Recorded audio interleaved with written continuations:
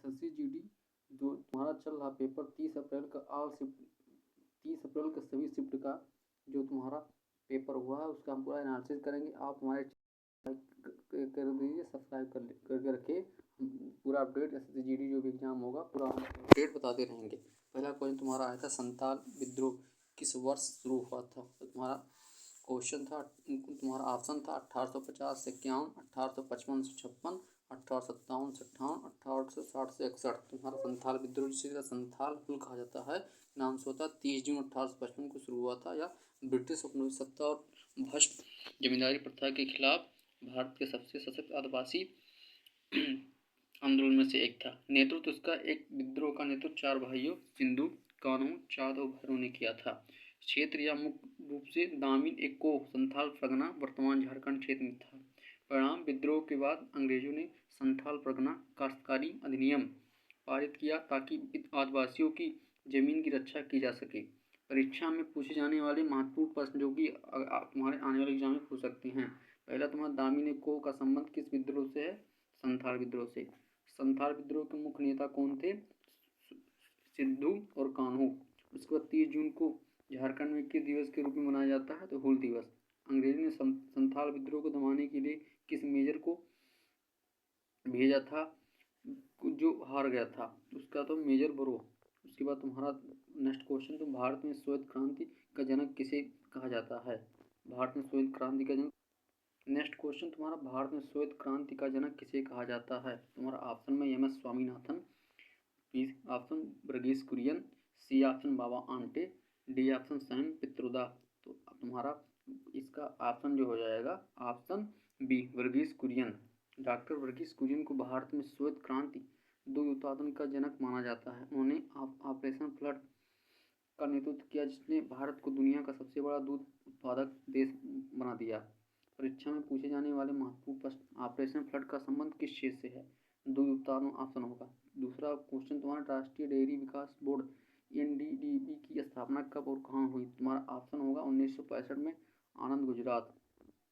उसके बाद श्वेत क्रांति की शुरुआत किस वर्ष हुई? तो ऑप्शन तुम्हारा 1970। चौथा तुम्हारा, डॉक्टर वर्गीस कुरियन को किस वर्ष रेमन मैगजी पुरस्कार मिला था? तो ऑप्शन तुम्हारा 1963। प्रमुख क्रांतियाँ और उनके जनक, हरित क्रांति भारत में डॉक्टर एम एस स्वामीनाथन, विश्व स्तर पर डॉक्टर नॉर्मन बोरगाल संबंध खाद्यान्न उत्पादन गेहूँ चावल। नीली क्रांति डॉक्टर अरुण कृष्णन और प्रोफेसर हीरालाल चौधरी संबंध मत्स्य मछली पान उत्पादन।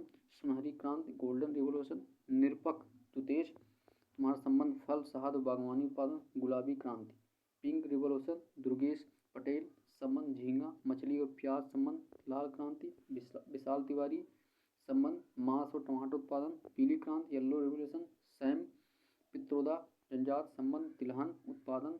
रजत क्रांति तुम्हारा सिल्वर रिवोल्यूशन किससे संबंधित है? इंदिरा गांधी संबंध अंडा और मुर्गी पालन उत्पादन।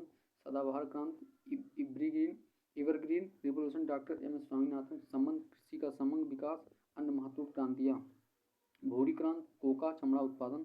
काली क्रांति पेट्रोलियम उत्पादन। सुनहरा रेत क्रांति जूट उत्पादन। रजत रेशा क्रांति कपास उत्पादन।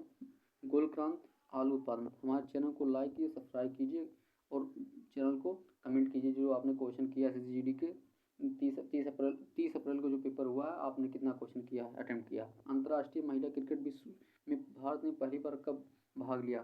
तो ऑप्शन तुम्हारा 1973, option B 1975, option C 1978, option D 1982। भारतीय महिला क्रिकेट टीम ने पहली बार 1977 के महिला विश्व कप में भाग लिया था।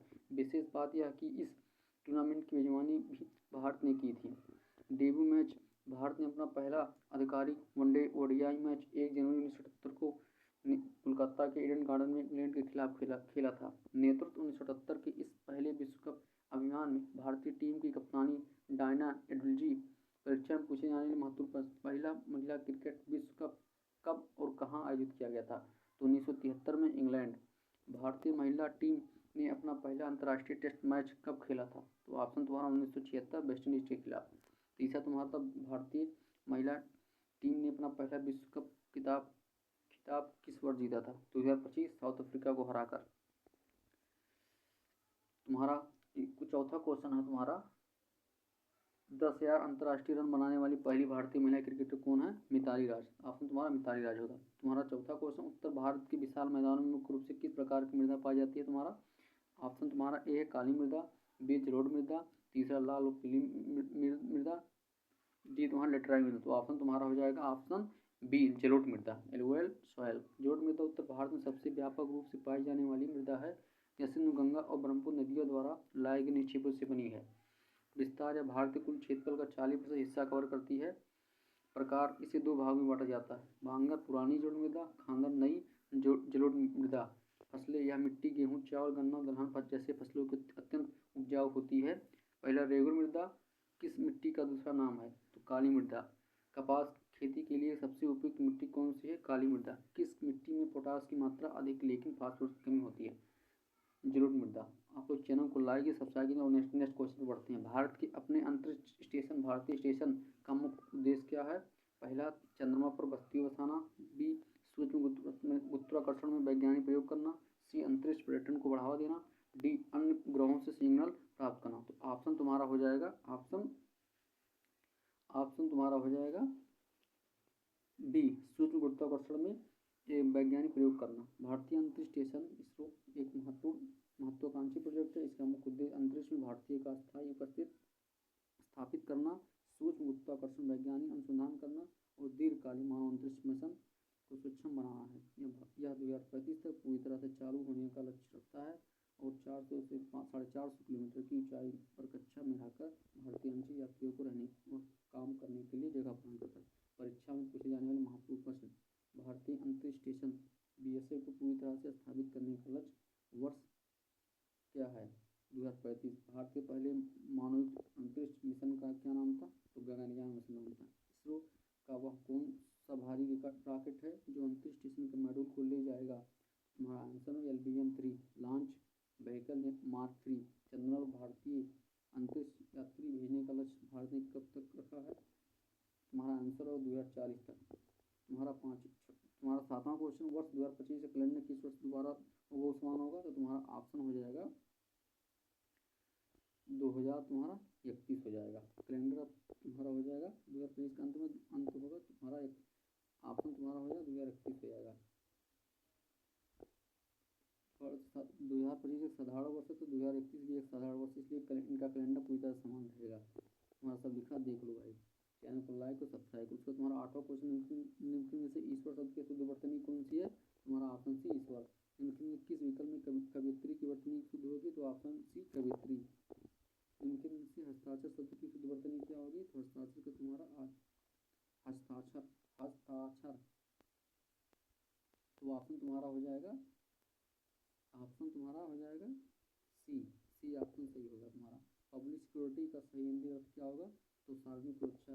मांड का मुख्य रूप से किस राज्य के प्रसिद्ध लोक गायन गीत है? तुम्हारा राजस्थान की अत्यंत प्रसिद्ध समुद्र लोक गायन गीत। उसके बाद तुम्हारा 1956 की मधुगी नीति संकल्प IPR 56 के तहत तो कितने वर्गों में सूचीबद्ध किया गया था?